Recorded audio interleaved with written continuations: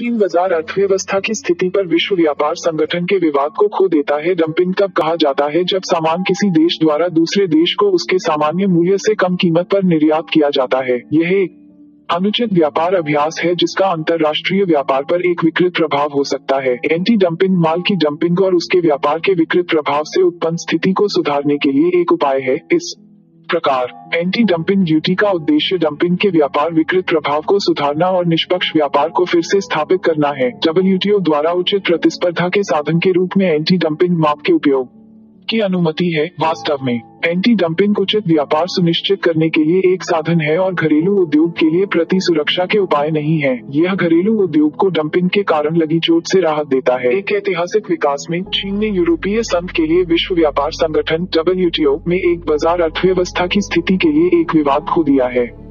क्योंकि पूर्व ने विवाद को खत्म करने की अनुमति दी थी, विकास चीन द्वारा बाजार अर्थव्यवस्था की स्थिति के लिए 4 साल की लड़ाई के बाद आता है। पदनाम ने अपने वाणिज्यिक और व्यापार भागीदारों के संबंध में देश को मजबूत स्थिति में डाल दिया होगा। WTO सचिवालय के एक नोट में कहा गया है कि चीन ने विवाद को खत्म करने की अनुमति दी है। चीन के अनुरोध पर पैनल ने 14 जून 2019 को अपने काम को निलंबित कर दिया। चूंकि पैनल ने अपने काम को फिर से शुरू करने का अनुरोध नहीं किया है, इसलिए DSU के अनुच्छेद 12.12 के अनुसार पैनल की स्थापना का अधिकार 15 जून 2020 तक समाप्त हो गया। सचिवालय के नोट को पढ़ें। यूरोपीय संघ के अनुसार चीन अपने उद्योगों को काफी हद तक सब्सिडी देता है, विशेष रूप से इस्पात और एल्यूमीनियम, जो अंतर्राष्ट्रीय बाजार में अपनी बिक्री की कीमतों को अनुचित बनाते हैं। नवीनतम विकास के बाद अपने उद्योगों की रक्षा के लिए यूरोपीय संघ और संयुक्त राज्य अमेरिका चीन से माल पर उच्च एंटी डंपिंग टैरिफ लागू करने में सक्षम होंगे। चीन द्वारा कम लागत वाले उत्पादों के डंपिंग के मामले में भी भारत द्वारा इसी तरह के मुद्दों का